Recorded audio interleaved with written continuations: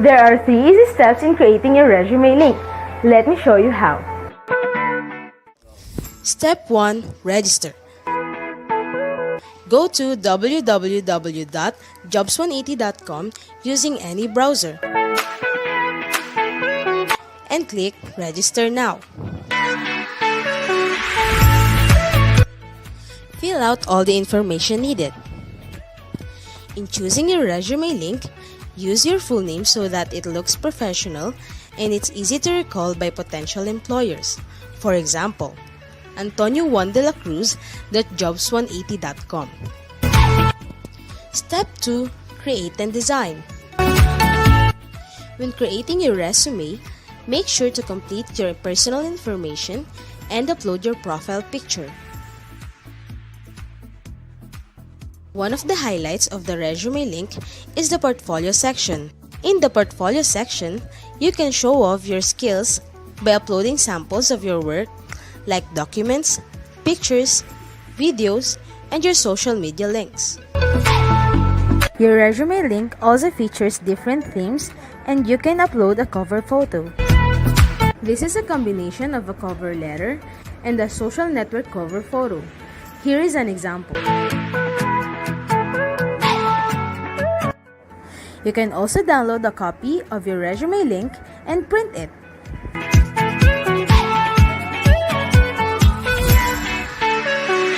Step 3. Apply for a job. There are many ways to apply with your resume link. First is browsing the job recommendations in your Jobs 180 dashboard. If you're qualified, click Submit Resume Link. So what are you waiting for? Dress up your next generation resume, stand out brightly among the competitive job seekers in the market, and win the heart of your future employers using Resume Link.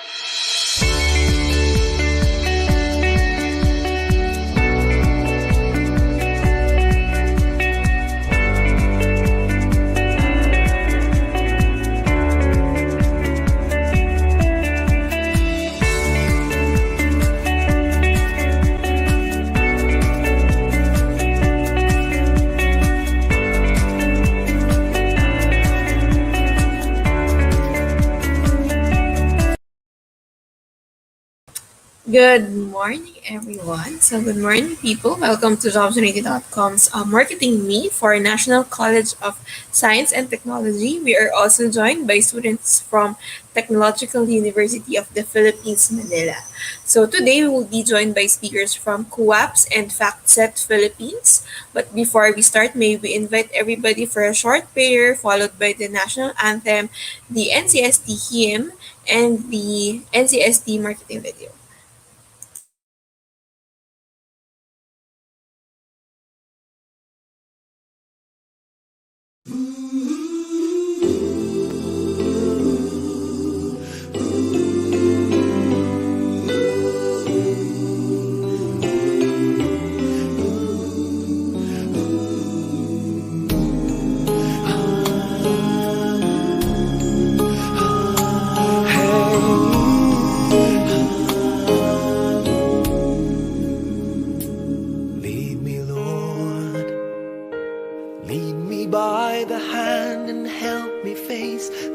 rising sun.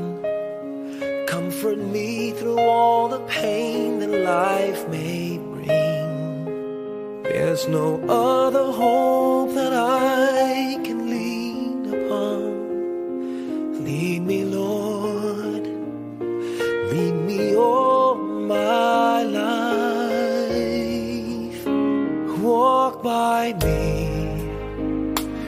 Walk by me across the lonely roads that I may face. Take my arms and let your hand show me the way. Show the way to live inside your heart. All my days, all my life, you are my light. You're the lamp upon my feet. All the time, my Lord, I need you there. You are my light. I cannot live alone. Let me stay by your guiding love all through my life. Lead me, Lord.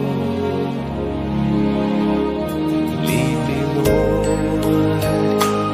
Even though at times I'd rather go alone my way, help me take the right direction. Take your road. Lead me, Lord, and never leave my side. All my days, all my life, you are my light. You're the lamp upon my feet. All the time, my Lord, I need you there. You are my light. I cannot live alone. Let me stay by your guiding love all through my life. You are my light. You're the lamp upon my feet.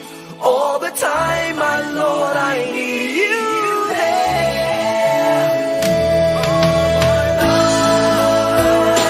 I just cannot live alone. Let me stay by your guiding love all through my life, all through my days. So lead me, oh Lord.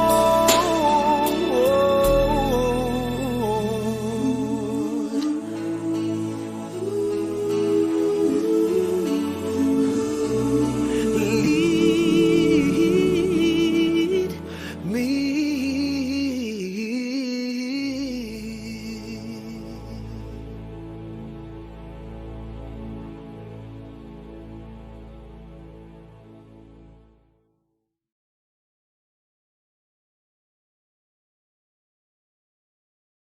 Mga kababayan, ang pambansang awit ng Pilipinas.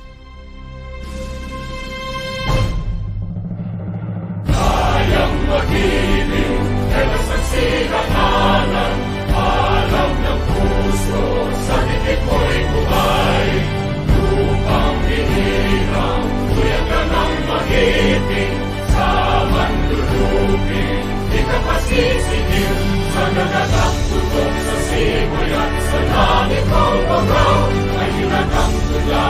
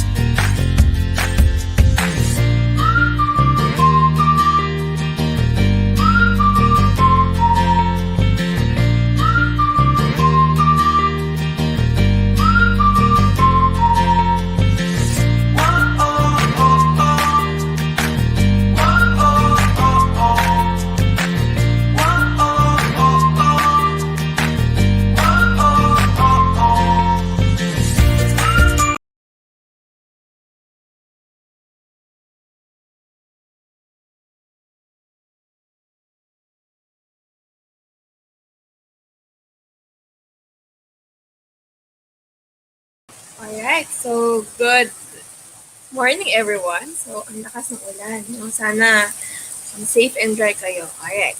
So, let's get on with our event with this morning. So, ako si Shari and I will be the host for today. So, to officially start today's session, we are inviting Mr. Ronaldo Padilla, MM, Internship, Training, and Jobs Placement Office for NCST for the opening remarks. Hello, Miss Shari. Hi, Sir Ron. Good morning. I'm putting you on full screen lang, sir. Okay. To all the students of NCST, TUP admin, and to our trusted partner for many years, Jobs180.com, a great afternoon to all of you. Time flies so fast, so your dedication and hard work in life at school made the person you are today. We, as your teachers, serve as your guide in your way to reaching your dreams. All I wanted to say is just simple. A plan without action is just plan. So put your degree to work. Help yourself, your family, and your country by means of working to improve your lives. Always be thankful despite of what is now. Again, your internship and training jobs placement coordinator from National College of Science and Technology, welcoming you all to our event, Market Me Live. Thank you very much and great morning. Thank you for that, Sir Ron. Alright. So, stay safe po, sir. Ayan. At Stay safe malakas po na. also.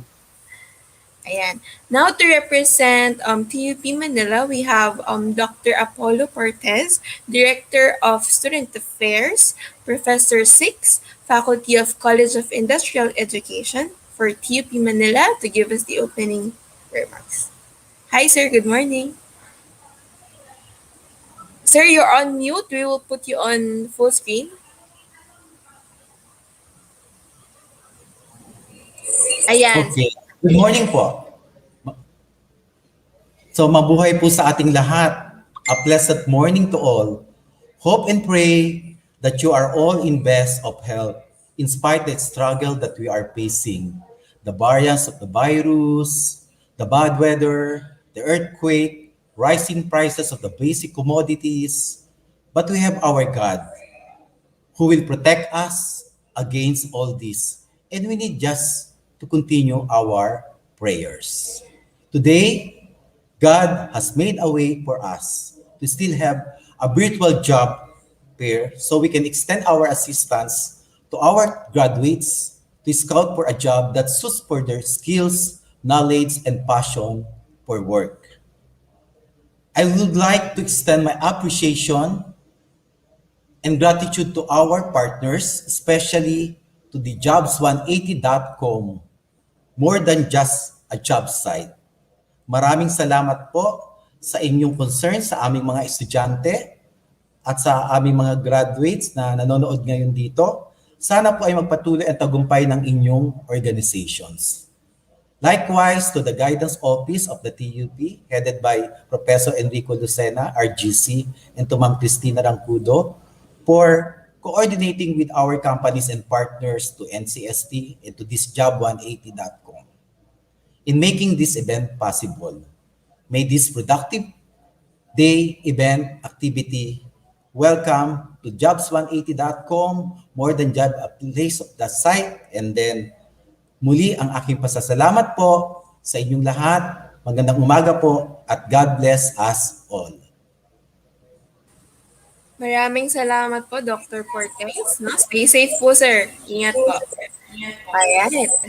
Okay. So, thank you to Sir Ron and to Dr. Cortez for gracing us with their remarks for this morning. So, to our audience, I'm seeing your comments now. Please make sure that your comment includes your school, your name, and your course. Ayan. So, please don't be shy to put in questions. Pag mamaya may gusto kayong itanong sa speaker, pwede rin natin yan na ilagay sa comment section. Alright? So here is our schedule for this morning.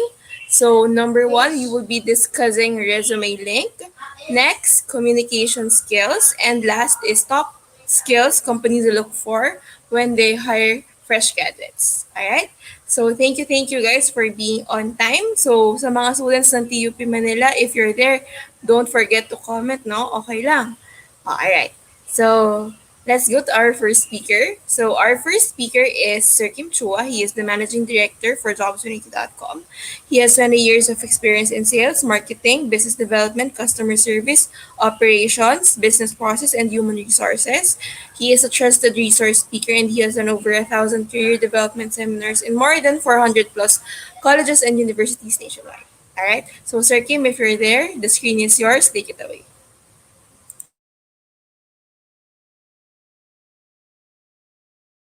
Everyone. Allow me to share to you how to make a job-winning resume. Yan. A lot of you are now looking for a job and exploring for the next chapter in your life. I hope that this session will be able to help you. Not only you, but the people that you know that needs help in terms of how to make a job-winning resume. Yan. So yan na tinatawag natin resume link. A lot of platforms right now, mga online platforms are being offered left and right. But for you to know paano to magiging job-winning tool or job-winning resume to, meron akong checklist. So go with me, with all these checklists.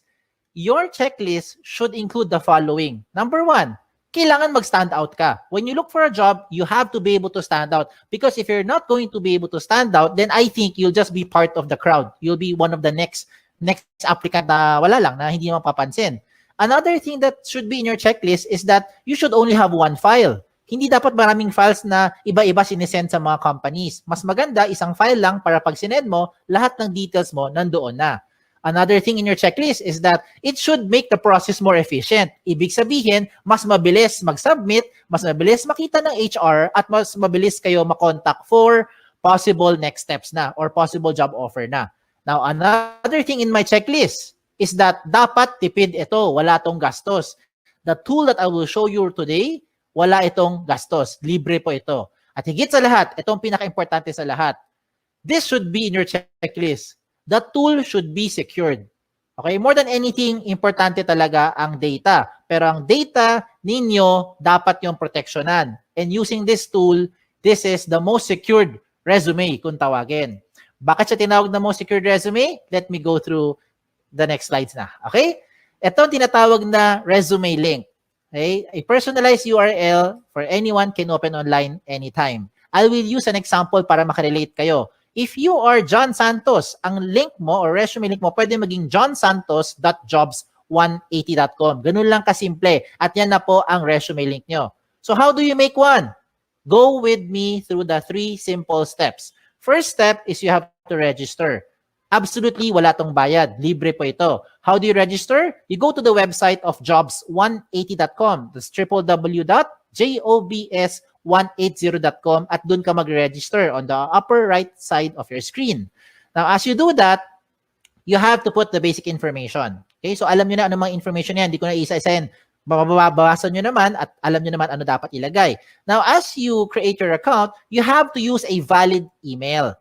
Okay? Now, before we go to the email, paalala ko lang, sa mga nag-isip sa inyo, paano kung hindi ako si John Santos, ano gagawin kong resume link? O yan, baka nag-isip kayo eh. So, if ever lang, meron kang kapangalan, okay, just so happen na may ibang John Santos na nauna sa inyo, ano mangyayari? Magkakaroon doon na red na box, sasabihin niya, this name has already been taken. Huwag kayong malungkot. Pag taken na, okay lang, just be creative. Pwede mo gawin, baliktarin mo. Gawin mo santosjohn.jobs180.com o kaya J Santos o kaya Santos J o kaya JS o kaya SJ. Depende kung ano gusto mo gawin. Basta importante, wala kang kapangalan. Okay? Wala kang kapareho.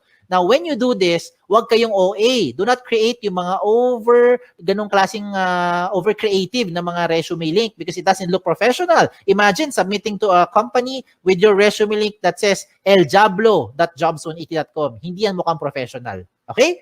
Now, when you register, please use a valid email. Ito yung emphasis ko lang sa pag-create nyo ng account na dapat gamitin yung email, yung nabubuksan yung email, kagaya ng Gmail, Yahoo, or any email na nabubuksan nyo. Do not create, example lang yung mga email na kagaya ng ganito, patricia@facebook.com na email. Huwag kang gagamit ng joseph@facebook.com na email to register. In short, huwag mong gagamitin yung @facebook.com na email. Because if you use @facebook.com na email, you will no longer be able to receive notification being sent to you by the companies as well as jobs180.com. Importante po na nabubuksan nyo yung email nyo kasi kailangan mo i-verify yung account mo. Okay? It is very important that you verify your account as a proof na ikaw nag-register at pangalawa, para ikaw yung makapag-apply. If you don't do this, if you don't verify, walang mangyayari sa account nyo. Okay? So sayang lang. So you have to verify to finish the first step. Okay? How do you verify? Just open your email, look for the link, click mo yung verify, you're done with the first step. Okay? Tapos na yung first step. Ano yung first step? Register. Wala tong bayad. Let's go to the second step. Ang second step, ang pinaka-logical sa lahat.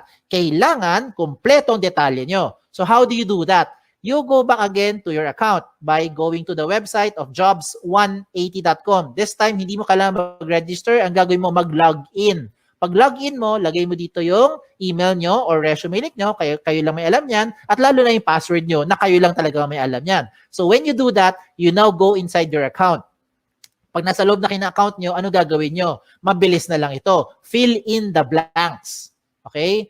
Now, I don't have to go through all the information here because definitely, alam mo naman pag sinabi ditong name, malamang pangalan nyo. Pag nakalagay dito address, malamang address nyo. Diba? So you put all the information ninyo dito. Okay, lagay nyo. Then, what else do you put in here? Importante po, lagay dito lahat ng posibleng paraan na pwede ka makontak ng isang HR. Kagaya ng social media account nyo. Diba? Hindi lang email tsaka phone number. Bakit? Most of the time, ano nangyayari? Okay, let me tell you. Marami sa inyo nilalagay nyo phone number nyo. Pero pag tinatawagan kayo ng HR, hindi nyo sinasagot. Lalo na pag hindi mo kilala. Hala, sino kaya ito? Hindi mo sasagutin.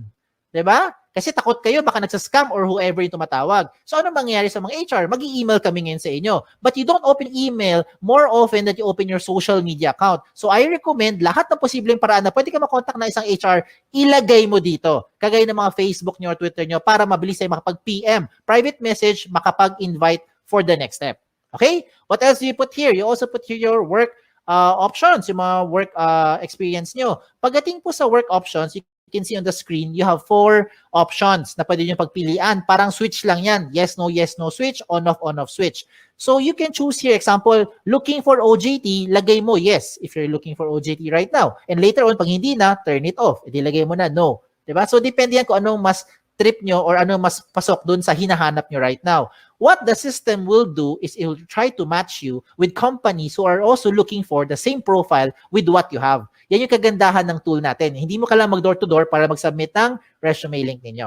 Okay? What else do you put here? You put here your school under education. Even later on, okay, pagka-graduate nyo, you can also put here your schools. Yung mga nag-take pa kayo ng further studies, pwede mo rin ilagay dito. Okay, so walang limit sa space yan. Pagdating mo sa seminars attended, ganun din. Kahit gaano karami, pwede nyo ilagay dito. Kahit magkopyahan pa kayo. Just make sure lang alam mo yung seminar na yon. Kaya baka matanong ka sa interview. Pagdating po sa certification, ganun din. Put all the certification programs that you've had, you put it here. Okay? When it comes to the achievement, do not limit your achievement only inside the school. Hindi lahat na nakikinig ngayon ay Dean's Lister. Hindi kayo lahat dito ay honor student. Diba? Ayan, nag-agree marami sa inyo. So, hindi lang po ang achievement nakabase sa academic excellence. Some of you are student leaders. So, if you're active sa school, you also put it here kung ano yung mga pinagkakabalahan nyo. And hindi lang sa loob ng school, even outside the school. If you're active in your barangay, halimbawa, isa kang tanod, ilagay mo dyan. Diba? Yan yung mga achievement ninyo. So, you put it here. Bakit? Because what you're doing now is you're trying to market yourself more effectively to that prospective company. Okay? Now, when it comes to the skills and languages, ito yung common observation namin mga HR. Pagdating sa skills, nilalagay mo lang na skills yung mga umiikot lang sa course nyo. Hindi porkat communication arts ang course mo, com arts lang ang skills na alam mo. Hindi porkat engineering ang course mo, ang alam mo lang na skill ay pang-engineering. Hindi porkat tourism or HRM ang course mo, ang alam mo lang na skill ay pang-tourism at pang-HRM. Maybe some of you are into multimedia, into photography, into videography, into something else, arts, crafts, whatever. Lahat ng yan, skills nyo yan. Remember, what you're doing here is you're marketing yourself more effectively. Kaya kung ako sa inyo, ilagay mo dito lahat ng skills na alam ninyo. Pagdating po sa languages, ganun din. Huwag mong ilimit yan sa 2 lengguwahe lang. Because I'm sure alam nyo na yung 2. Kung 2 lang talaga alam nyo, din 2 lang. Ano tong 2 to? English and Tagalog or Filipino. Okay? Now, if you know other local dialect, Bisaya, Kapampangan, Sabacano, Ilonggo, you can also put it here. If you know foreign languages, German, French, Chinese, Japanese, diba, Korean, pwede mo ilagay dyan. Okay? Walang limit sa space yan. When it comes to the references, sigurado ko yung mga references nyo, kilala nyo.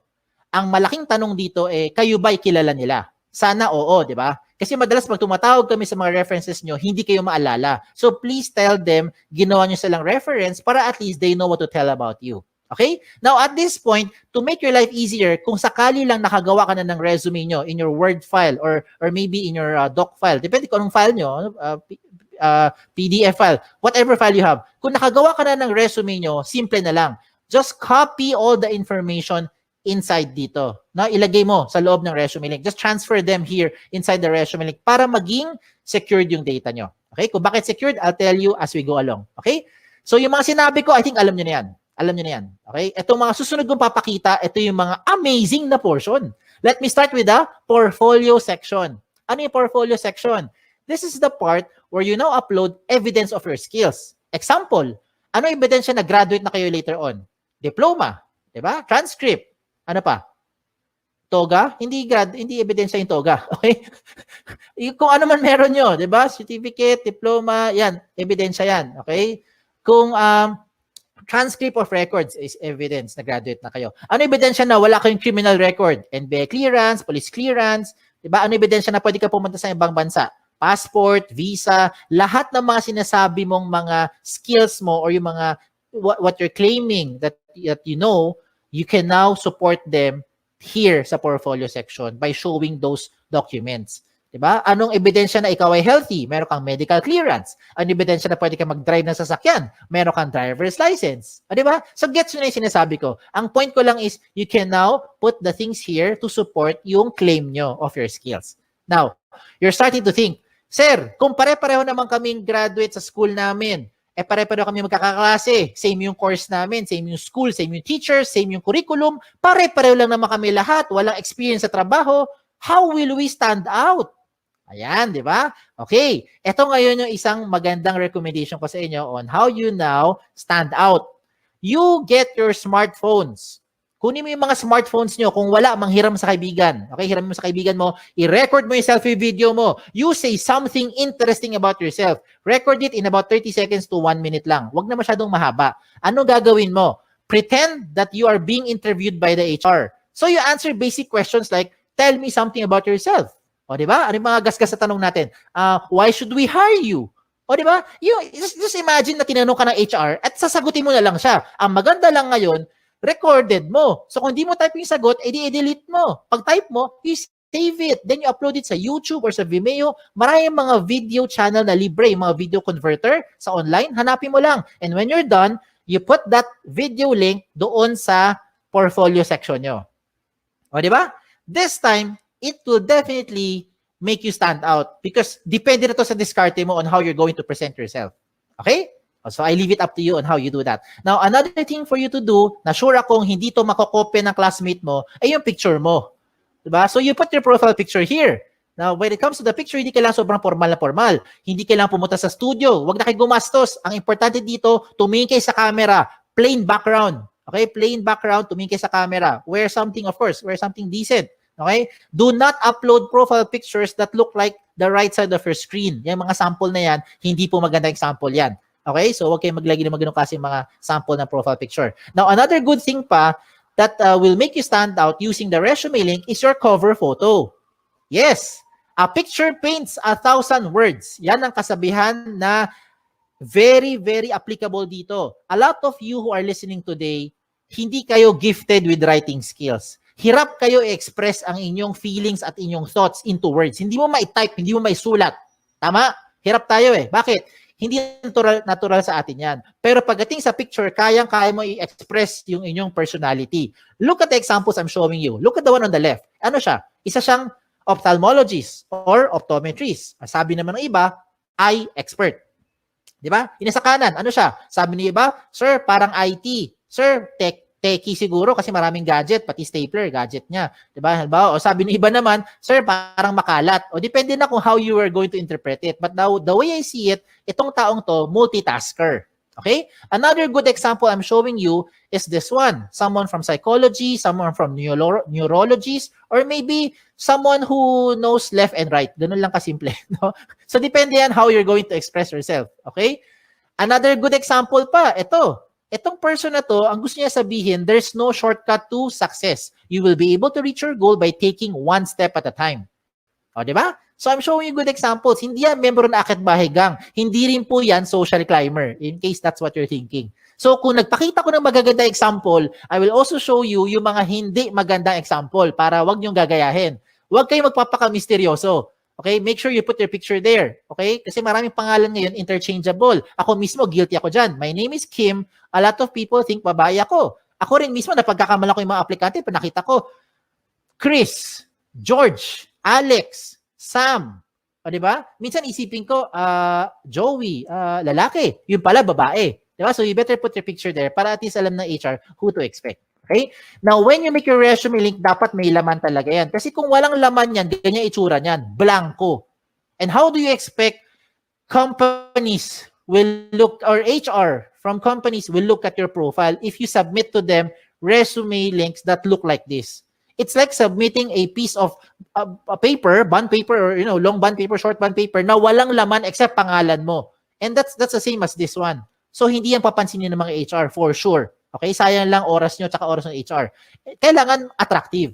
Okay? When I say attractive or catchy, do not overdo it naman. Now, this is just in my opinion. In my opinion, I think this one is not a good example. Kasi ang dating niya parang tamad, parang happy-go-lucky, parang chill-chill lang, no? Parang gano'n na dating. So, I leave it up to you on how you'll be, expressing yourself na dito. Okay? So, sa mga personality nyo. Alam nyo na anong dapat nyo gawin at hindi nyo dapat gawin.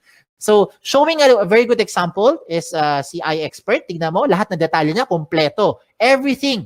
From top to bottom, kompleto lahat ng details, including yung kanyang mga portfolio section na nagpapatunay na siya ay isang licensed ophthalmologist. Pinakita niya lahat ng mga posibleng hingiin pa sa kanya ng mga HR. So bakit ko sinabi sa inyo napapabilis yung buhay dito? Hindi lang buhay nyo.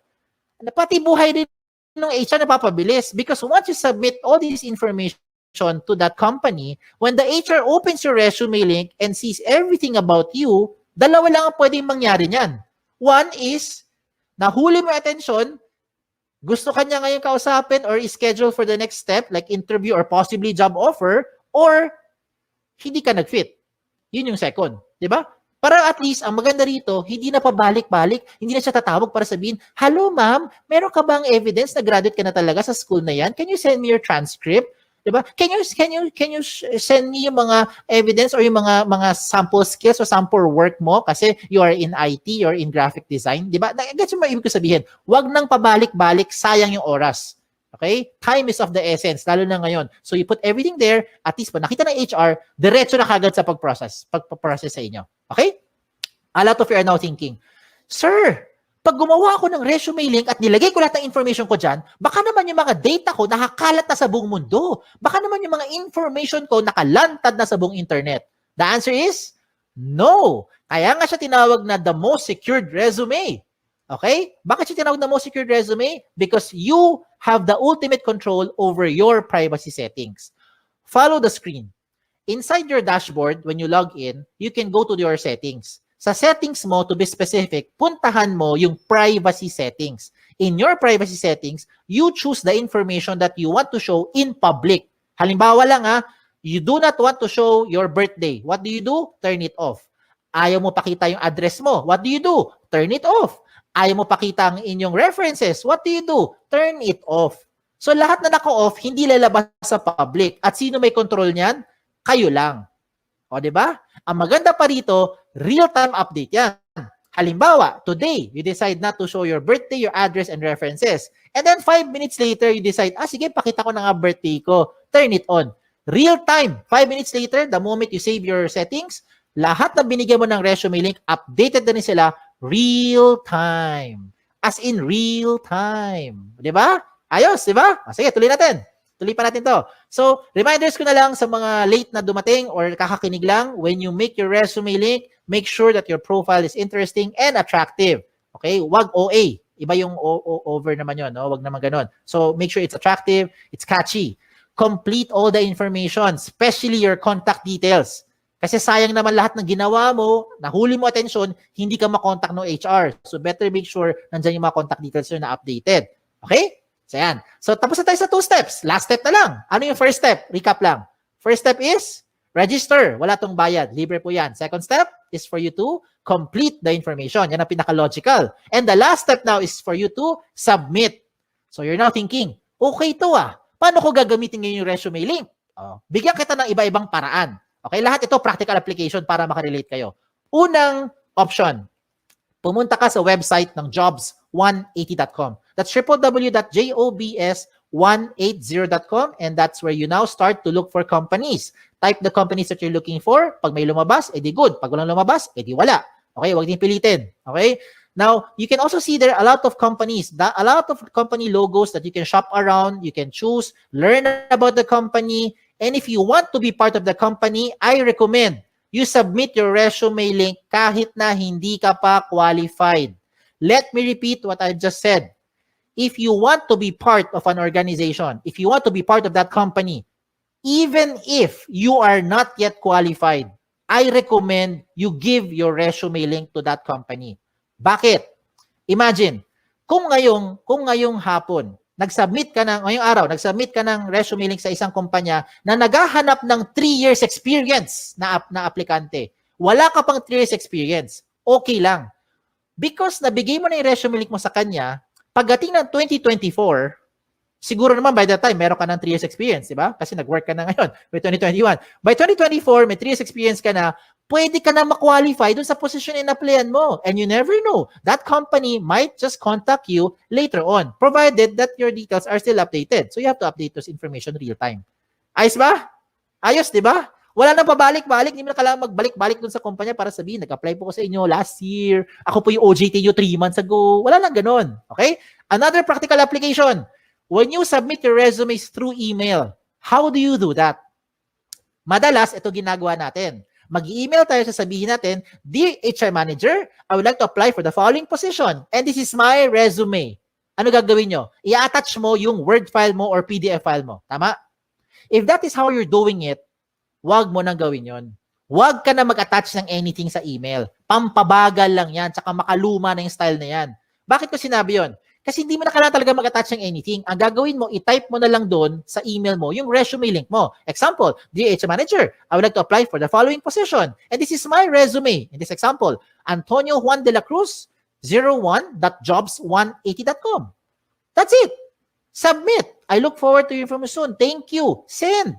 Every time meron kang babaguhin sa details mo, hindi mo na kailangan padalhan yung HR. Kasi kung ginagamit mo mga attachment, ang kulit niyan ang kulit, saka nakapagod. Ano gagawin mo pag nagbago ka ng phone number? Dear HR Manager, this is now my updated resume.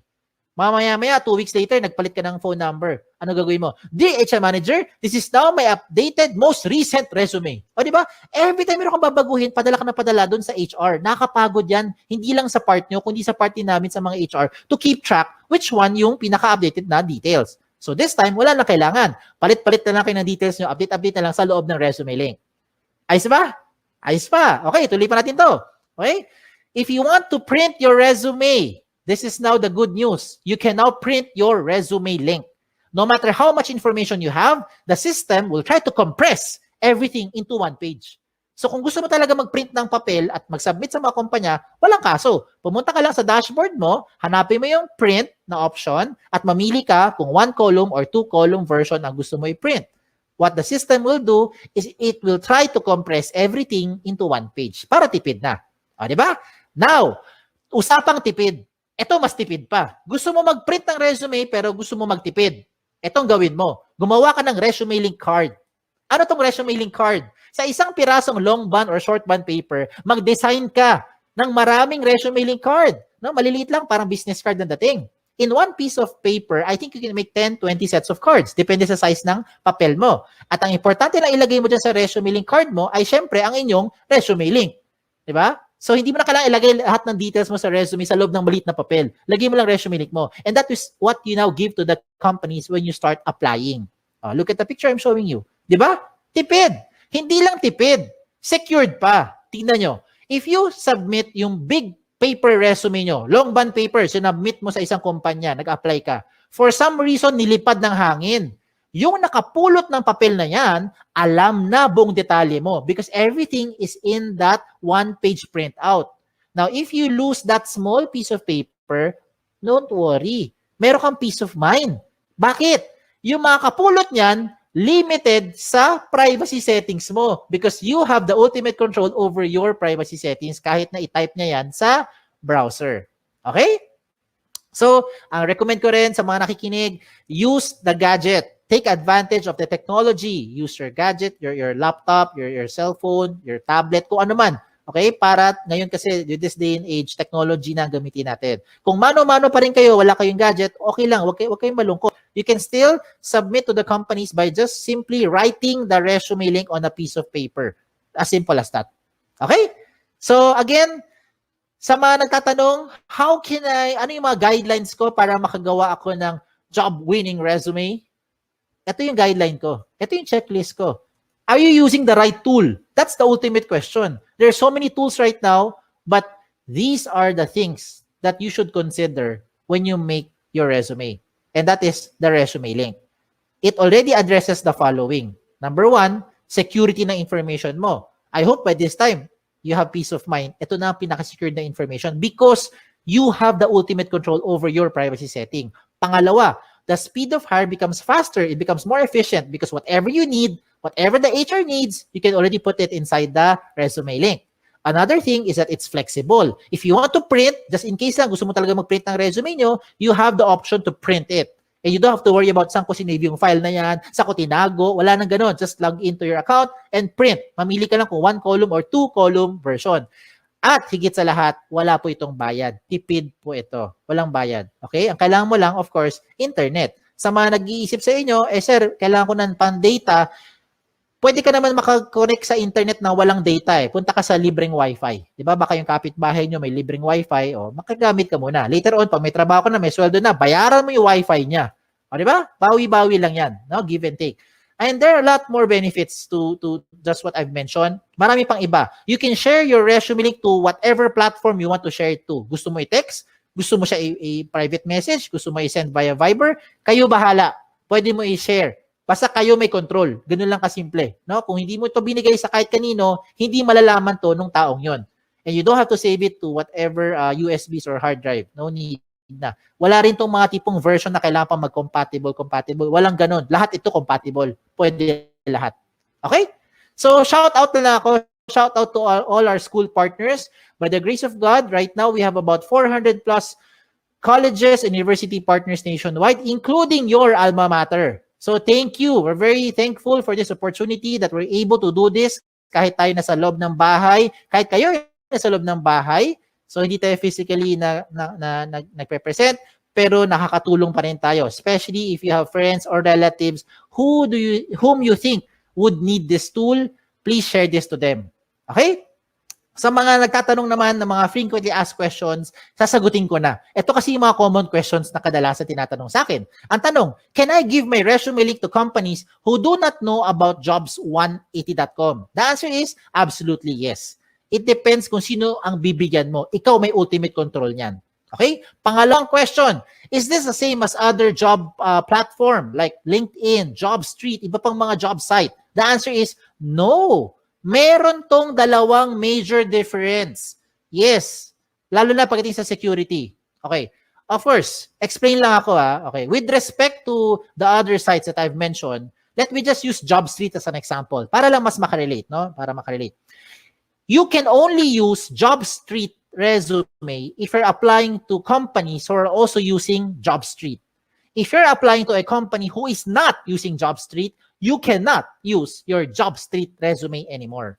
With your resume link, you can use this to any type of company, any platform, wherever they are. Kahit sa loob ng Pilipinas or sa labas ng Pilipinas, pwede mong applyan. Kahit hindi niya alam ang Jobs 180, basta alam niya ang resume link mo, pwede niya mabuksan ang profile at makita according to your settings. That's the first difference. Pangalawang difference, kung nabigay mo na, kung na-submit mo na ang JobStreet resume mo sa isang company, wala ka nang pwedeng baguhin. Lahat ng data mo nandun na yan sa HR. Yes. Hindi na magbabago yan real time. with your resume link, na-submit mo today, mali pala number mo, na-submit mo today, mali pala yung spelling mo, you can always edit it, enter, save it, real-time update. Lahat ng bigyan mo ng resume link, updated real-time. Ayos? Okay, tulitin sa number 3 question. Number 3 question is the easiest question. Ang tanong dito is, can I keep my information secured? I hope by this time, na-convince ko na kayo na ito na ang pinaka-secured na platform. Okay? That's the reason why I'm sharing this to you. Okay? Number 4, I think this is the most important question. How often should you update your resume link? Ang sagot dito, hindi araw-araw, hindi linggo-linggo, hindi buwan-buwan, hindi taon-taon. Ang sagot dito ay every time. Every time na meron kayong babaguhin, lalo na ang contact details nyo. Yan ang importante. You have to update your contact details every time na meron kayong papalitan doon. Kasi yan yung paraan para makontak kayo ng mga companies. And the last question is just a trivia. Why is this called jobs180.com? This is called jobs180.com because we want to turn your life around. Yan, di ba? 180 degrees. Hindi siya 360. Kasi kung 360, bumalik ka lang kung saan ka galing. Di balik-balik ka lang, balik-balik ka lang, balik-balik ka lang. Di wala nangyari. Di ba? So you have to do it 180 degrees. It's a straight line towards your career goal. Okay? Just in case may tanong pa kayo, nahiya magtanong, pumunta lang kayo sa website namin, sa jobs180.com, or email us, email me, here sa info@jobs180.com. Like us on Facebook, follow us on Twitter, follow us on Instagram para makakuha kayo ng mga latest trends in recruitment. Okay, again, my name is Kim Chu Wa. Don't forget yung Wa. Okay, baka Kim Chu lang maalala nyo na nagsasabing be safe at isang magandang araw po sa inyong lahat. Thank you.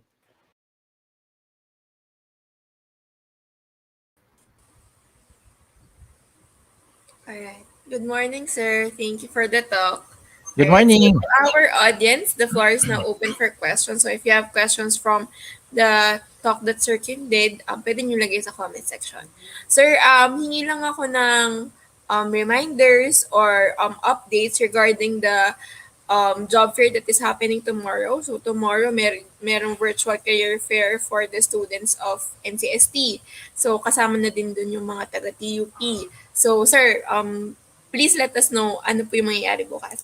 Okay, so tomorrow, ito na ang pinakakaabangan natin lahat. No? Meron tayong virtual career fair. So at the convenience of your place, of your home, kung saan man kayo, hindi na kayo pupunta doon sa school or doon sa lugar kung saan merong virtual career fair. Kami na po ang maghahatid sa inyo. So what will happen?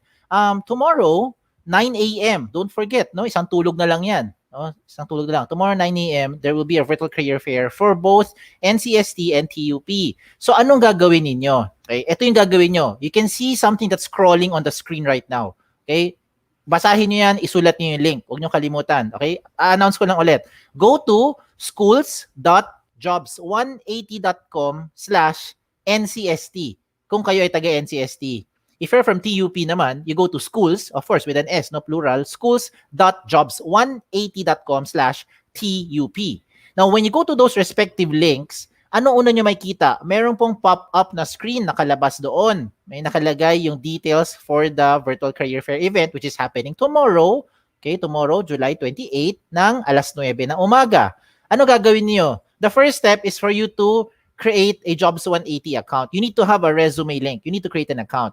Now, kung meron ka ng resume link, huwag ka na gumawa ulit. Okay, ang gagawin mo na, you go to the second step, which is for you to go to your dashboard, meaning your log into your Jobs180 na resume link account. Pag kayo ay nag-log in, meron po kayong makikita doon na details ng invitation and you need to click join. Tandaan nyo you need to click join. Pag hindi ka nag-click ng button na join, that means you're not interested and you're not joining. Kaya hindi kayo nag-click eh. Diba? So you have to click the button join. Pag nag-click kayo ng join na button, then you now receive yung mga details for the event. Mapapadalahan kayo ng mga reminders, pre-event reminders, as well as the link kung saan kayo pupunta bukas ng 9:00 ng umaga. Okay? Now, huwag kayo masyado excited. Baka naman pag-click nyo kaagad nung join, inaabangan mo na kaagad yung message yung reminder sa inyo. Just wait lang, no? Maybe tonight or just before the event happens tomorrow morning, you check your email, Okay, check your details. Lalabas po doon yung details po, yung link kung saan kayo pupunta. Okay, it will be a Zoom link. That's where we'll have our virtual career fair for tomorrow. Now, we have invited a lot of companies. So, wag naman natin silang pahiyain, 'di ba? Pagdating po doon, enjoyin natin yung moment. When I say enjoyin natin yung moment, ito na po yung pagkakataon kung saan the companies are now opening their doors for you. So what you need to do lang on your end is to explore, 'di ba? Check out the opportunities, walang mawawala. This is more for you to gain. Okay? All you need to do is explore the opportunities. If the opportunity suits you, then I recommend you consider the company. 'Di ba? Pag hindi, at least you learn something from that event. Okay? It will be a very short event. That's only from 9 o'clock tomorrow morning. Probably it ends around 11:30 to 12 by lunchtime. Okay, so spare a few minutes, make your time worth the while, make the companies din, no, yung efforts nila sa pag-join nito worth their while, and then stand proud, 'di ba? Itayo ang bandera ng hindi lang Pilipinas, masaya tayo lahat ngayon kasi may gold medal na tayo. Itayo niyo yung bandera ng school ninyo. Okay, TUP and NCST. Okay, so tomorrow, don't forget. Okay, 9 o'clock na umaga. Okay, but before that happens, please make sure you go to your Jobs 180 account. Okay, you log in para click nyo yung join na button. Okay, I hope that kompleto yung reminders ko. Sana hindi ako nag-miss out, hindi ako nagkulang sa pagpaalala sa inyo. Okay, so good luck tomorrow. Alright. Thank you, Sir Kim. So to our audience, later on, we will be releasing the list of companies that are joining us tomorrow. So please be on standby for that list para prepared naman kayo kung sino mapupuntahan nyo. Alright? Thanks, Sir Kim. Moving Thank on. you. All right, thank you. Be safe, everyone. Alright, so thank you, Sir Kim. So, naghahabol ako ng oras at medyo late na tayo. So, next speaker is Ms. Samsara Luis Pagaduan, Senior Marketing Lead for CUAPS Philippines. She graduated with the BA in Broadcast Communications at UP Diliman, and she is currently the Senior Marketing Lead for CUAPS Philippines. So, Ms. Sam, are you there? Hi, Ms. Sam. Good Hi, morning. hello. Hello, good morning, Shari, and to all our viewers today. Can we test your share screen, ma'am? Can we share your Okay, screen? sure. Please wait. So, guys, the comment Ay- section is open, ha? If you have questions for Miss Sam, feel free to put it in the comment section. Ang topic ni Miss Sam ay communication skills. Alright? Alright. So, Miss Sam, it's up. I'll leave you to it. I'll be back in 20 minutes for Q&A. Thank you, ma'am. All right. Thank you. Okay. So again, hi everyone. My name is Sam and I'm from CoApps Philippines. So if you have no idea as to what CoApps is yet, so we are a mobile game design and development studio based here in the Philippines. So we're making mobile game applications for Android and iOS. So today I'll be talking about how to develop communication skills. And on top of that, I'll also cover some common interview questions. So let's start. Okay.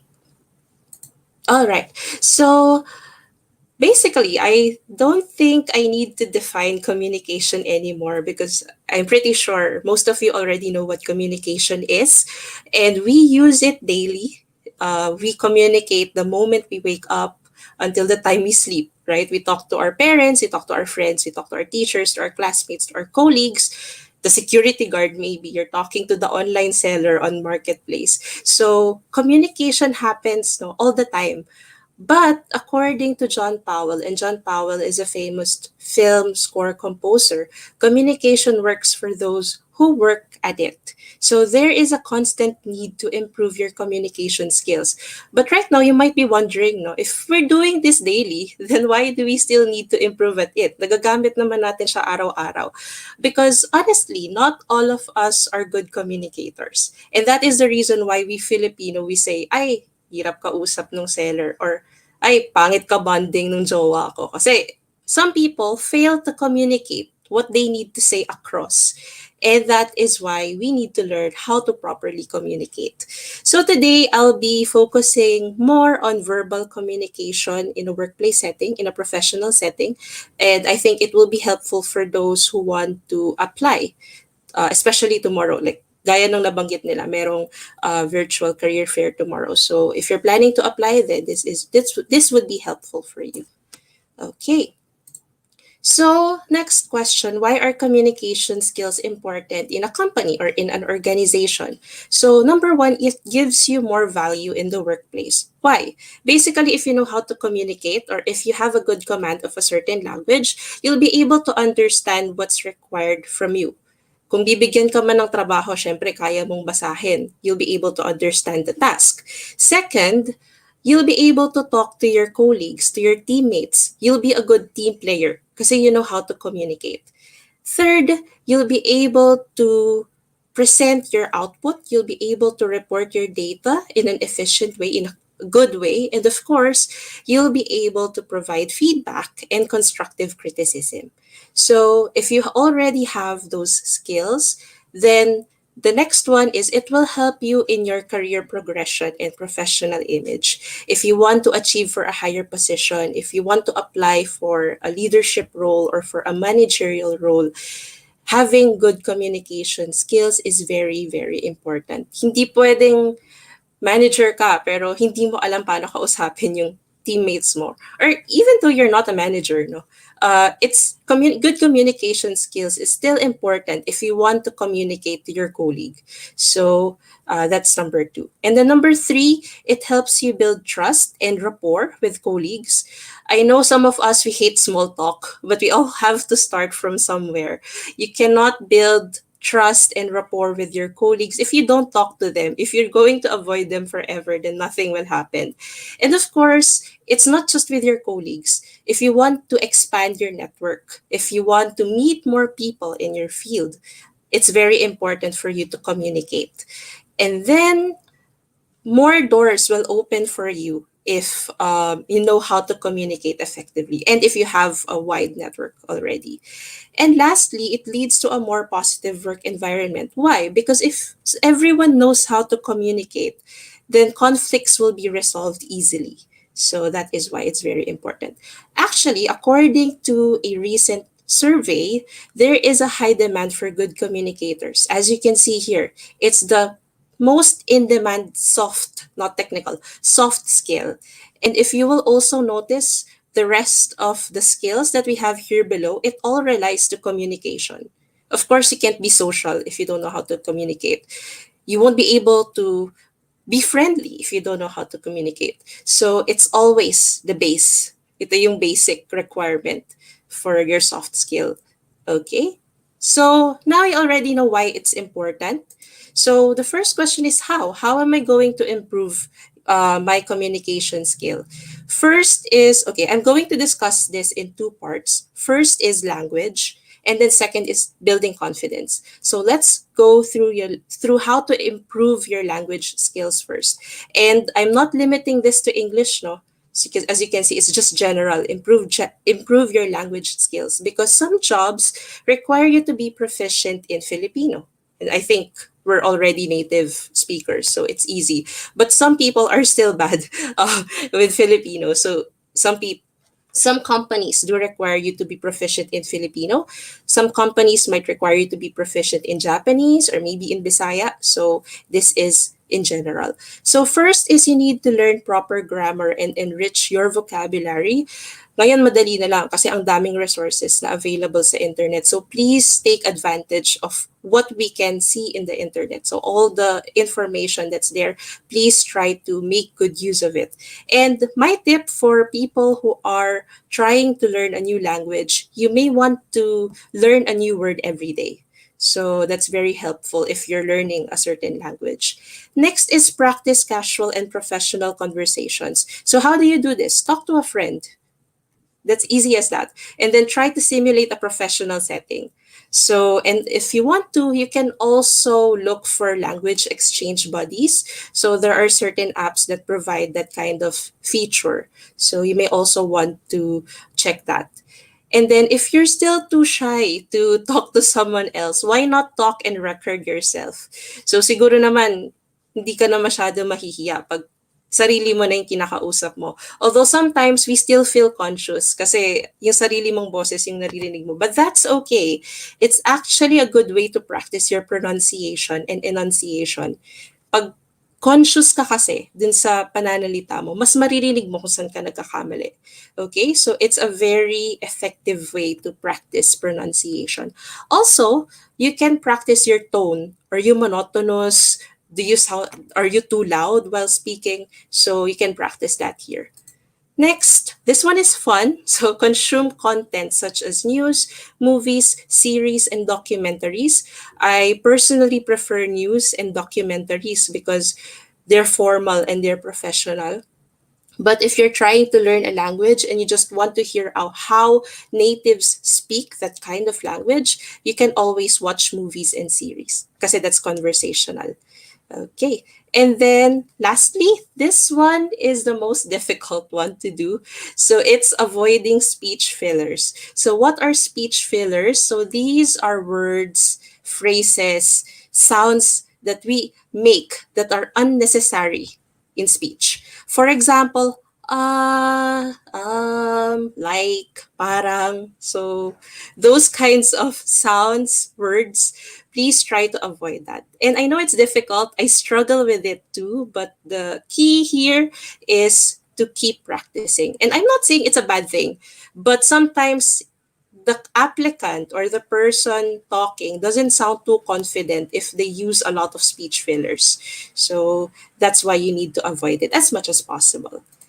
Okay, next, you already know how to have good command of the language. And the second one is how to be confident with the way you speak.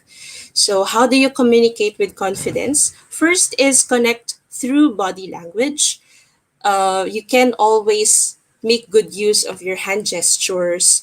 Make sure that you maintain eye contact with your interviewer and make sure that you have a good posture. So that's one. And the next is have a story to share. So most people forget how powerful a story is. It's a good icebreaker if you're very nervous. It's a good icebreaker.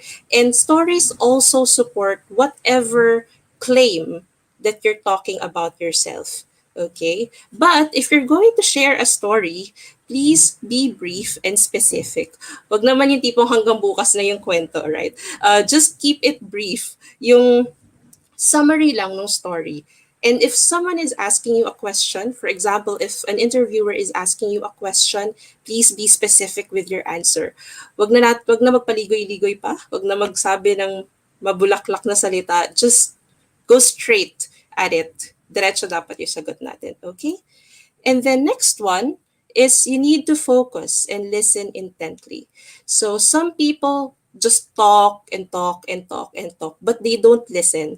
So please remember that communication is a two-way street. Hindi pwedeng ikaw lang ng ikaw yung nagsasalita. You also need to listen.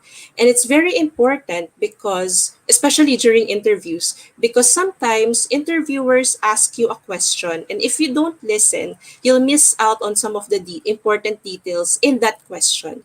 So please do focus and listen to your interviewers. Next, watch your volume and tone. I would say the tone should be cooperative. You should sound cooperative and confident, not too arrogant, not too timid. So just in between. Okay? And of course, please modulate your voice. Ayaw natin na parang naninigaw yung dating ng tao, di ba? So please do watch your volume as well. And last, this is not the last, but next one is smile and have a positive attitude. This is self-explanatory, so I don't need to explain this one. But please do smile para naman alam namin na hindi kayo, para na alam naman namin na masaya kayo, na nag-a-apply kayo for the company, okay? And then lastly, ask questions. Some people are shy because they think if they ask question, parang ang dating is they don't know anything. No, that is not true. That means you're engaged in the conversation. So if something isn't clear to you, if you want to know more about the company, please do not hesitate to ask questions. Okay? And then that's it. So by now, you probably know how to speak effectively. You now know how to communicate well. So now let's try to ace some common interview questions. And the first one is tell me something about yourself. I think this is the first question interviewers usually ask during interviews. And here, please avoid giving your entire employment or personal history. Some applicants just list out all their past experiences. Please do not do that. By the time that you're already in an interview, the interviewer most likely have your resume already. So they've already read this. So please do not do that. What you need to do instead is follow the PPF formula. It's called present, past, future formula.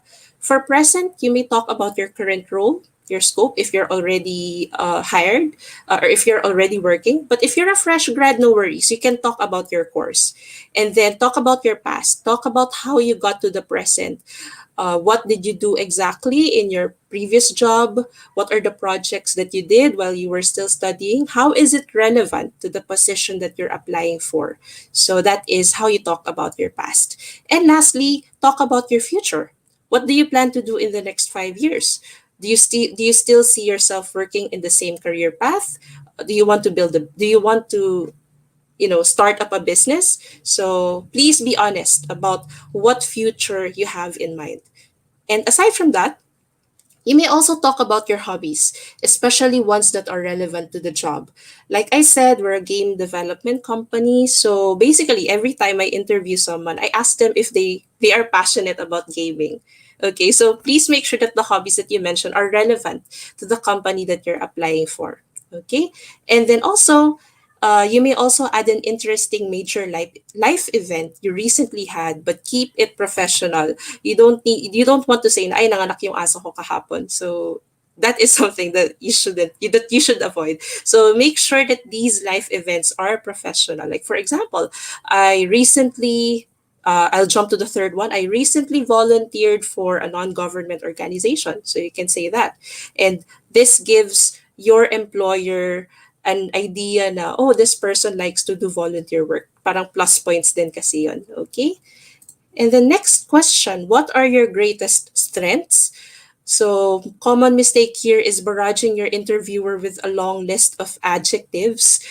You just say, I'm patient, I'm kind, I'm hardworking. Please do not do that, okay? What you need to do instead is cite technical and soft skills that intersect with what the employer is looking for. For example, you're applying for a support position. Maybe you can say that I have attention to detail, I'm patient, I have good communication skills, but don't just list it down. Please illustrate this list with examples or stories. So yun yung nabanggit ko kanina, no? Have a story to share. Please support why you're patient, why you have good attention to detail, why you have good communication skills. Kwento mo bakit. Okay? So that somehow supports your list. Okay? And the next one, what are your weaknesses? So common mistake here is that applicants say they don't have any. That is, we don't believe that, of course. We are not perfect. We all have weaknesses, right? So if you do mention any weaknesses, any weakness, no, please make sure that there is an action plan. How do you plan to address this weakness? Okay? And then another common mistake is applicants usually turn a flaw into a strength in disguise. For example, sasabihin ni applicant, oh, my weakness is I work hard. I'm a hardworking person. Sometimes I work 15 hours a day. I do overtime every day. So they're trying to tell me that their weakness is they work hard. So don't please avoid that, okay? Actually, if you tell me that, I'll have this impression that you don't have good work-life balance or you don't manage your time well. So what you need to do is just be honest, okay? Acknowledge your flaws and tell the interviewer how you plan to improve. For example, if you're shy, you can say, "Oh, I'm an introvert. I'm a shy person, but I'm currently joining organizations. I'm trying to participate more in group discussions." So there, right? You have your weakness, but you're planning to improve on this. Okay. And then next one, why should we hire you? So nabanggit to kanina ni Sir Kim, no? So avoid saying that it's the only option available and that you need money. Of course, we do know that we need to pay you before we hire when we hire you. Okay. And sometimes applicants, when we ask applicants, why did you apply here in the company? Sometimes they answer me, kayo po kasi yung unang tumawag. So that doesn't give the interviewer an impression that you're passionate or that you're really interested about the company and the job. So please do avoid that. What you need to do instead, explain why you're a good fit. Focus on iterating the following points. Number one, you can do the work. Number two, you can deliver results. And number three, you will fit well in the company culture. So please do research ahead about the company that you're planning to apply for. So you may research about their products, their mission, their vision, what they do, the company culture, and then ask yourself, are these aligned with yours? If yes, then good for you. Baka yun na yung company na bagay para sa technical and soft skills mo, right? So please do research about the company that you're applying for. And lastly, be honest about your intent and your plans as to where you want to be in the future. So we appreciate honesty a lot, and that's how we get to know you better. Okay. And lastly, ito ata yung pinakamahirap na tanong, what is your expected salary? So please avoid thinking that there is a right or wrong answer here. Yung iba kasi nahihiya silang sabihin kung ano yung expected salary nila. Please do not do that. Kasi you're selling yourself you're selling your service. So hindi naman pwedeng we're selling our service or we're selling a product without any price, di ba? So please be honest about your salary expectations and figure it out ahead of time. How do you figure it out ahead of time? Do research. Ano ba yung expected salary range dito sa field na ina-applyan ko or sa company na ito? So it's okay to do research. If you want, you can ask someone kung ano yung salary range nila. Although minsan kasi medyo nakakahiya, but yeah, you can always do your own research. And of course, take your experience. How many years of experience do you have? Your education, your skills, what technical and soft skills you have, and also your personal needs. Do you need to support your family? Do you have a lot of bills to pay, or do you just need to support yourself? So please take that into account. And please give a salary range. So is it between 20 to 25K, 25K to 30K? So you decide. And if you're still not sure as to what salary expectation you'll tell your interviewer, you may also want to ask your interviewer more about the role before discussing your pay. So if you want to know more about the expectations, the obligations that you need to do once you get hired, please feel free to do so. So like I said, ask questions. Okay. So I think that's it.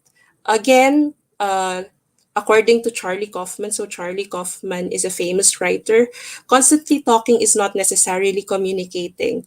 So please do communicate in a way that's convenient to you. Kasi kahit nagsasalita ka na nagsasalita, even if you talk a lot, but if you're not getting your message across, then that is not communicating. That's just talking. So talking is not similar to communicating, okay? So please make sure that you send your message across. And that's it. Thank you so much. If you're curious as to what we do, please do like us on Facebook. So it's Apps Philippines. And you may also like us on Twitter. It's Apps. And if you want to check our open positions, please go to jobs180.com/QAppsPH. Ayan. Thank you so much and have a good day, everyone. Thank you for that, Miss Sam. Ayan. Ma'am, may we ask Mhm. about openings po or vacancies that fresh Yes. graduates from NCST or TUP Manila can explore sa Mhm. co-ops po? Okay. So we have open positions for game development. So we need programmers, and if you want to also apply for a marketing position, we also have marketing positions available. And if you're good at doing art, so we also have illustrator and animator and 3D animator positions open. So yeah. Thank you for that, Miss Sam. And Mm-hmm. where is the office located po? And are you on a work from home setup or do they report to the Mm-hmm. office? Yes, yes. So we're now working from home, but our main office is located in Makati City, and our interviews are also being done online. All right, good to hear, ma'am. All right, so thank you po, Miss Sam, for joining us. So, All may I right, ask thank you. the audience, no more questions for Miss Sam? Sigurado na kayo? All right. So, if you guys have any questions, any concerns, please check out jobs20.com/QAppsPH. So that's where you see the vacancies, the openings. That's where you explore. And then if you have questions, shoot a message to us to our Facebook page, facebook.com/jobs2080. All right. So thank you again, Miss Sam, for joining us. Have a great day, po. Mm-hmm. Okay, you too. Bye.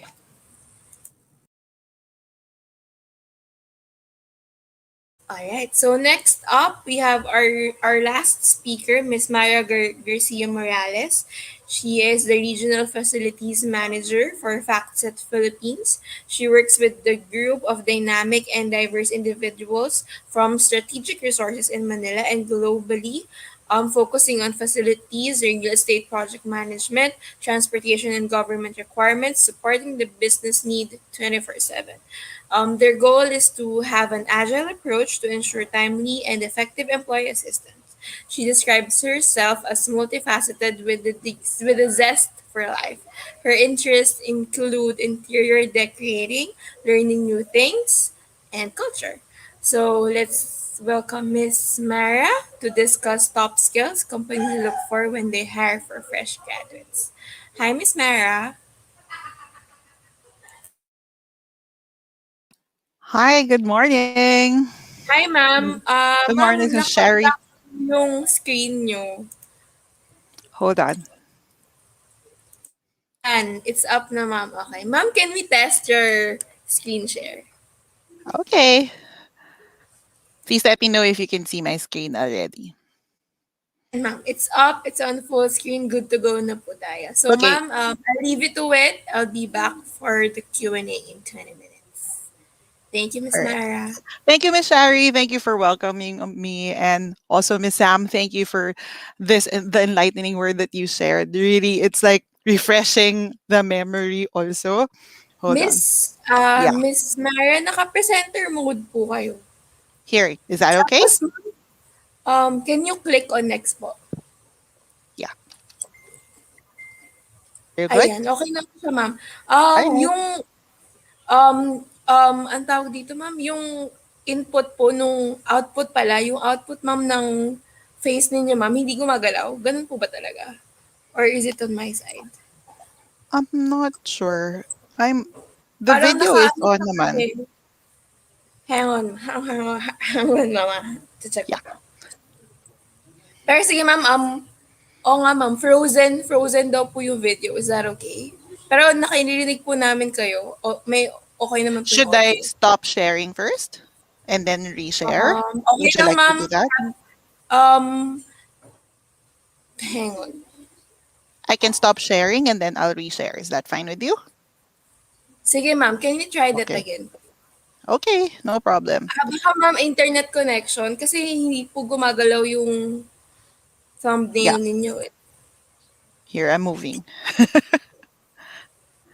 Ay, gumagalaw naman pala, ma'am. Mabagal lang. Hmm. Parang naglalag lang po siya. I think that's okay. Okay na Okay, yan, so ma'am. I'll just start sharing. Is that okay? Yes, ma'am. Opo. Okay, hold on. Thank you, Shari. Okay, let Wait me ko know lang when po you siya can see it. up ah. Yes po. Sure. Para I can leave the screen. Ayan, ma'am. It's up na po. So, I'll leave you to it. Pa-next na lang. Okay. Pa-next. All Yeah. right. Okay na. All Okay na po. right. Okay. Leave it to Thank you, it, ma'am. Thank Shari, for you. your patience. Yeah. All right. So I guess we're all used to having technical difficulties at this time, but the best way is being resilient and dealing with it. So thank you again, Ms. Shari, for helping. So good morning, everyone. I'm Mara Garcia Morales, and I'm from FactSet Philippines. And like what Ms. Shari shared, I'm from the facility side, and I have a group of dynamic individuals that I have the pleasure of working in. And the topic today is very, if I may say, timely to how Miss Shari described me. For me, a team is very important, and you have the skills and you have the ability, but having a good team would equip you or would help you reach the goal that you would want to reach. All right. So of course the big questions. Miss Shari, is the presentation showing up right?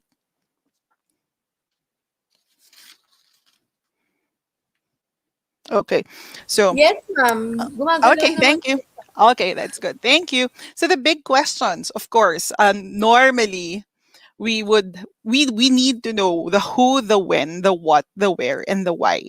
Okay, so who am I? So I, again, like what I mentioned, I'm Mara, and I've been with FactSet for 11 years. It has been such a pleasant 11 years of my life, and going to work does not really entail like dragging my feet going to work. So that's very important to me.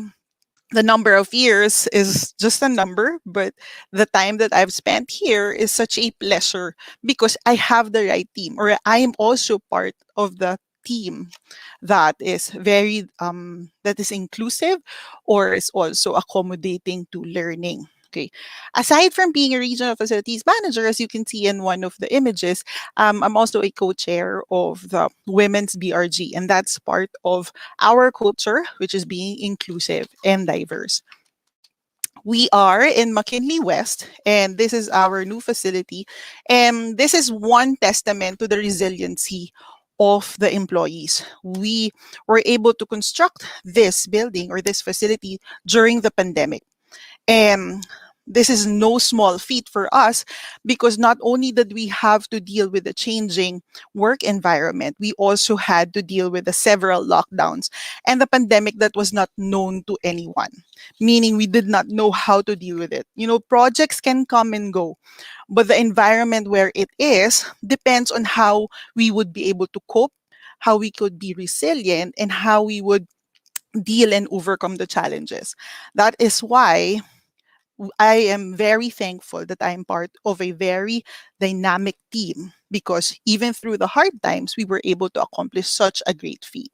So, what is FactSet? FactSet creates flexible open data and software solutions for tens and thousands of investment professionals around the world. Our office is located in various countries, and we have a 95% client retention. We have 138,000 users and about 10,000 employees. We are situated in 22 countries, and I have the pleasure of working with the Asia Pacific team and even the ones from Europe and America. We have been in the industry for 40 years, and we are still growing. So, again, I'm thankful that I am in the right environment. So, what do we do? Just to give you a quick information. Okay. So, we do content collection, we do software engineering, and we have service and support. Okay. We, but the two other questions would be the how and the why, right? So, how am I able to stay in this company for a long time and why, right? So, it has to do with the core values. You'll know why I am discussing this or at least putting this in the presentation today. Why is core values very important? In fact, that we value diversity and inclusion. It's the one thing that we really look at, and our leaders have always emphasized that their best ideas can come from from a variation of people or culture. Okay, as a global company of 10,000, like what I mentioned, coming from different generations, different backgrounds, culture, and of course, life preferences, it's very vital that we know how to grow across our differences. We also work hard. Like what we said here, we roll up our sleeves together. Now we celebrate our successes, we learn from them, and should there be any challenges, we study it and we act objectively. We and we strive to do better. We compete, but we make sure that we are part of our client's team. And as a team, we celebrate our wins and our victories. We also want to look ahead. We are abreast with what the future needs or what the future wants. And also we strive to make sure that we are competent towards that. We want to grow big, but as far as we want to grow as a company, we want to make sure that our employees are healthy and that our teams are growing organically. So the question is, what do we look for in an interview or like when we hire the right team? I think Miss Sam also mentioned about the fit. You know, I called this presentation the right fit. Why? Because there's so many. Have you ever gone into a department store? Well, maybe pre-pandemic, but now, like, let's say Shopee, Lazada, or whatever, in any online store, it's it's good that you would browse through the selection and know, what, before you buy something. Thing is, before, pre-pandemic, you can actually fit the garment before you purchase it, right? And maybe it's my age or me being old school to a certain degree. I like it when I get to fit things before I actually purchase them, because I'm able to know that, hey, okay, this actually fits, and then therefore my investment to a certain degree would be okay, or it would gain me, or it would benefit me. So finding the right fit is very important when I do an interview. When I select the team member that would be part of our organization, at least our department or my team, I really strive for finding the right fit. Why? Because, you know, fit can be described as a characteristic or anything that would make it suitable to meet the required purpose. And I know what our team needs, what our team would do, what our team's purpose, the vision, and the goal. And my goal is to be able to find the person that would be a perfect fit. If not perfect, at least the right fit for our team. Now, when I interview someone, I normally ask for the competency. Of course, I want to know, right? Um, what's the skill of the person, the ability of the person, the technical skills, or like what the person can bring to the table, right? Now, as a hiring manager, of course, I'm not sure if there's anyone here who is actually hiring or also those who are applying, but personally, I can speak for myself that as a hiring manager, I normally plan ahead, right? I know my purpose and I know my need.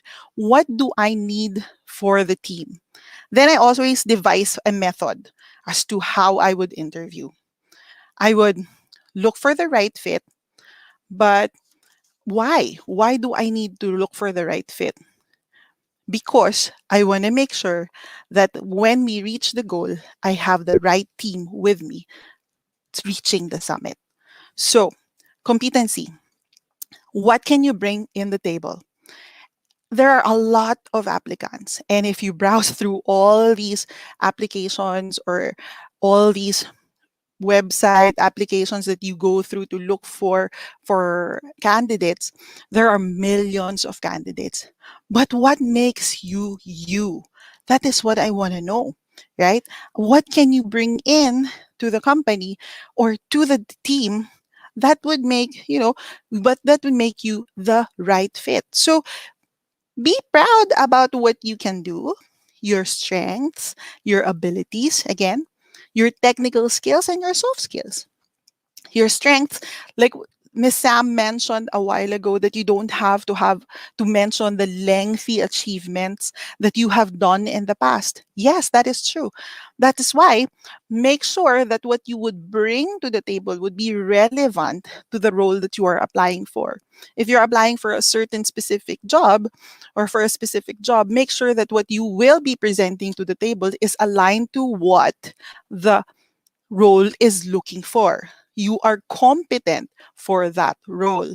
Now, we all may go through the same school or have taken the same all the applicants may have taken the same course or would have the same um, knowledge or technical skills, but you have an edge.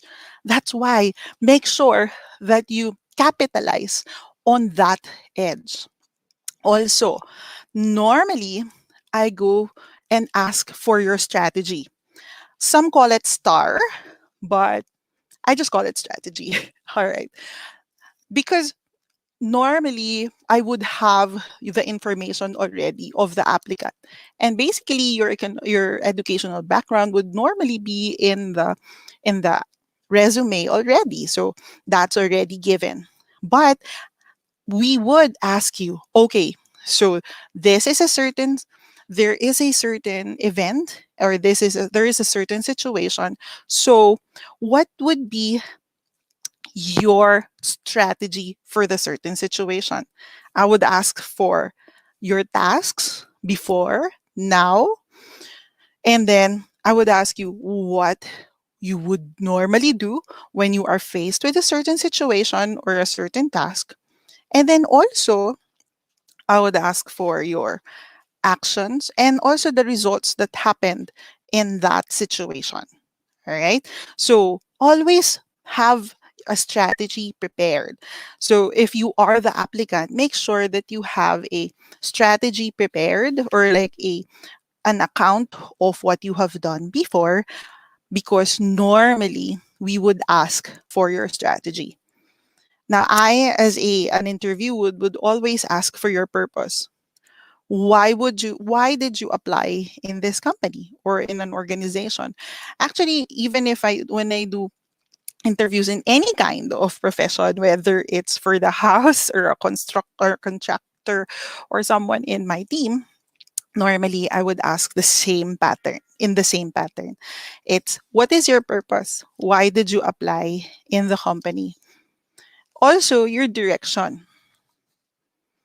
It's very important that you would be able to understand and be able to say the direction of your career or where you want to go to.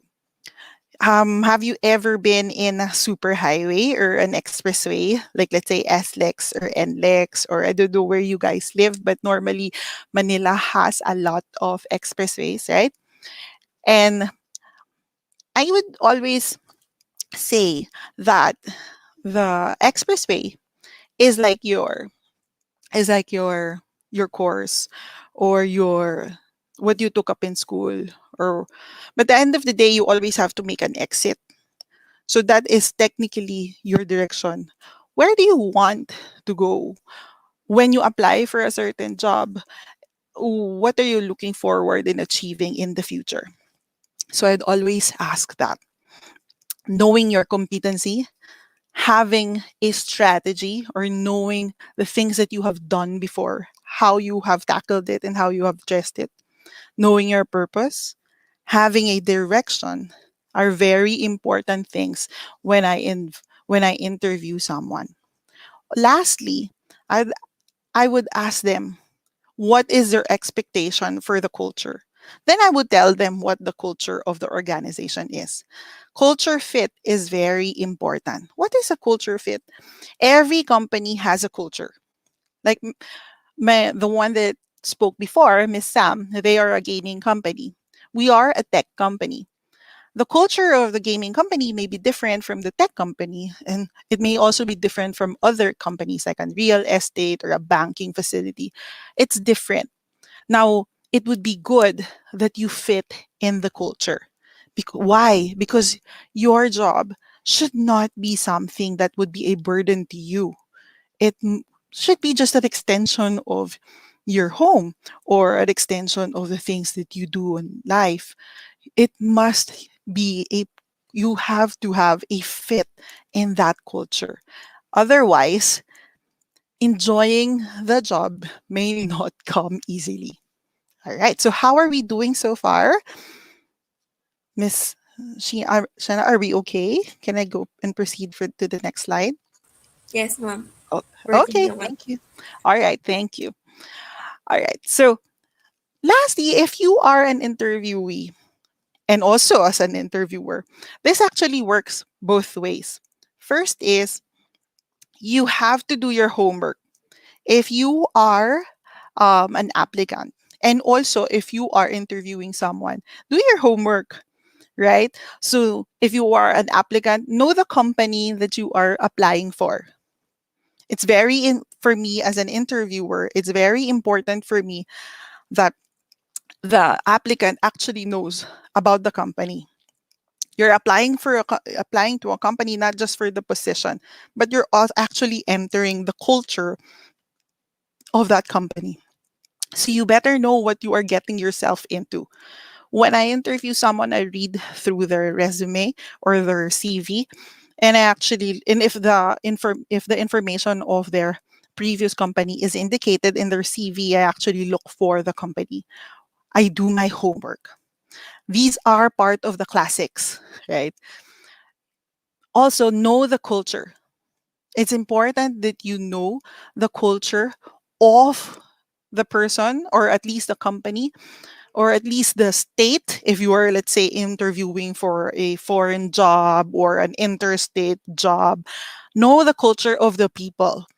When you know the culture of the people, it makes you cultured. Not cultured like the milk, but it actually equips you to be knowledgeable of what is happening in that environment. And knowing the culture begets respect, because you actually try to understand where they are, and how they do things. Language is spoken and acted. No matter how good you are as a speaker, unfortunately, I think my video cannot be seen in the in the in Facebook, or how it is being live streamed. But so I cannot really act how I am speaking. But basically, language is spoken and acted. So how you speak, the tone of your voice, whether you are an interviewee or an interviewer, the language that you speak or how you deliver it is very important. How you act. If you are confident, if you are actually warm, accommodating, or if you act like you don't want to talk or you have no time, you keep looking at your watch, it signals something to the interviewee or interviewer, to the person that you are speaking with. So make sure that your language is appropriate for what you are applying for or what you want to achieve. Grace, that is part of the classics. Carry yourself well. I when I interview, I make sure that I put on grace or carry grace with me. That is not a person, okay? That is you, your grace. When you talk to people, be lively, or at least show the zest or have life when you talk to someone. Communication is very important.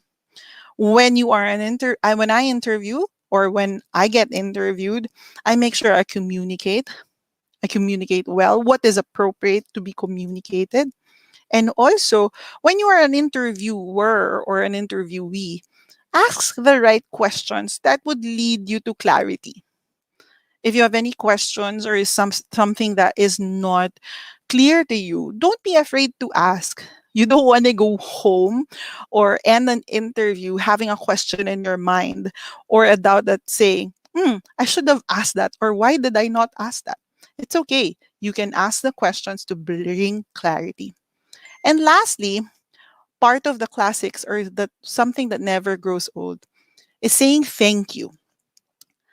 Whether you're an interviewee or an interviewer, if you have the opportunity to say thank you via email to the recruitment team, right? Or to the maybe the interviewer, whether you're facing a CEO or a senior manager or a team leader that you are going to who interviewed you, if you have the opportunity to email them or something, say thank you.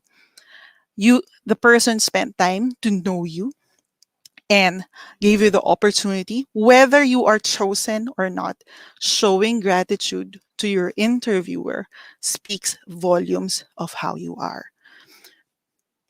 All right. Now, if you have, before I go to the questions, or at least knowing how to connect with us, as a final note, interviewing or finding the perfect fit or the right fit for a team is very important in a team's success. No team actually can achieve what they want if there are no people supporting the cause or the purpose. Some think that people climb the mountain alone, but really, there is a team backing up the one who climbs the summit. So technically, there is no person who summits alone. The leader may be the one going on top, but the leader will not be able to achieve the accomplishment that they are seeking for if there was no team that backed them. So, as a hiring manager, finding the right fit is very important for me. Again, this is Mara Morales, and if you have any questions about FactSet, you may go to factset.com/careers or email manila.recruiting@factset.com. We also have social media platforms on Twitter, on Instagram, and on YouTube, so you may catch us there. All right, so I'll stop sharing already. Thank you, Miss Mara. All Thank you, Miss right. Sherry. So, to our audience, the floor is now open for questions. So, kung may tanong kayo kay Miss Mara, pwede na kayo maglagay dyan sa comment section. Alright? Ma'am, I prepared a few questions lang po for you habang Sure. nag-aantay po tayo sa questions ng audience natin kung meron. Sure, Alright? Miss Sherry. Um, Thank you. Number one, ma'am, may we ask for vacancies for fresh graduates at Facts over at FactSet? I'm seeing that we have engineers, engineering majors dito po sa audience natin. Oh yeah. Yes, we are actually we constantly hire. As I mentioned, we are a growing company and we are looking for diverse talent. So whether you're a woman engineer, of course I I focus on the women because I'm part of the WBRG or the Women's Business Group. But we are looking for women engineer, male engineer, and that would give you an opportunity to be a part of the team who develops our software. So, but most of the career openings are in our website, factset.com/careers. All right. So thank you for that, Miss Mara. Next question, ma'am. Of all of the things that you discussed earlier, which of those competencies would be parang critical for a fresh grad that's entering a multinational company like FactSet? I believe knowing who you are is very important because, like what I mentioned, there are millions of applicants. I mean, not in FactSet, but generally there are millions of applicants, and whether what industry that you want to enter to, there are a lot of people or another person trying to vie for that one specific role, right? And you cannot be like everyone else. You may have learned there's only one teacher and let's say 50 students, and the teacher will always say one thing, right? And there are the how the students would get it would come into 50 different interpretations. So what can you bring in the table that would be fit for that role and that would set you apart from the others that are applying, right? Because you did learn specific things in school, but what you would add to that as an element would be your personality, your your addition to that skill, or what you actually can bring to the table as you. So for me, it's very important. Your skill can be learned, or meaning what you have learned from school is something that you acquire while you were in school. But your strategy on how you deal with things, I believe, is very important. All right. So thank you for that, ma'am. Thank So you, I Sherry. think we're done. So to our audience, are you sure na wala na kayong question? Sorry for that. Are you sure na wala na kayong question, guys? Ayan. So, if you guys want to explore vacancies over at FactSet, the link is on your screen. It's jobs20.com/FactSet Careers. Ayan. So, thank you, Miss Mara, for Thank joining you, us Miss this morning. Sherry. We Thank you, look Sir Kim. forward to having you again in the future sessions for other schools as well. Thank you po, Thank you Miss so Mara. Have a much. great day po. Ayan. Bye. Thank you, guys. Officially close our session for this morning, we'd like to call on Sir Enrico Lucena. He is the head of Guidance and Testing Office, Assistant Professor 1 for Faculty of College of the Liberal Arts, Technological University of the Philippines, Manila. He will be giving us the closing remarks. As we close today's activity, I would like to personally thank Mr. Kim Chua and the rest of the staff of the jobs20.com. I would like to also thank Dr. Apollo Cortez, the Director of Office of Student Affairs of TUP Manila.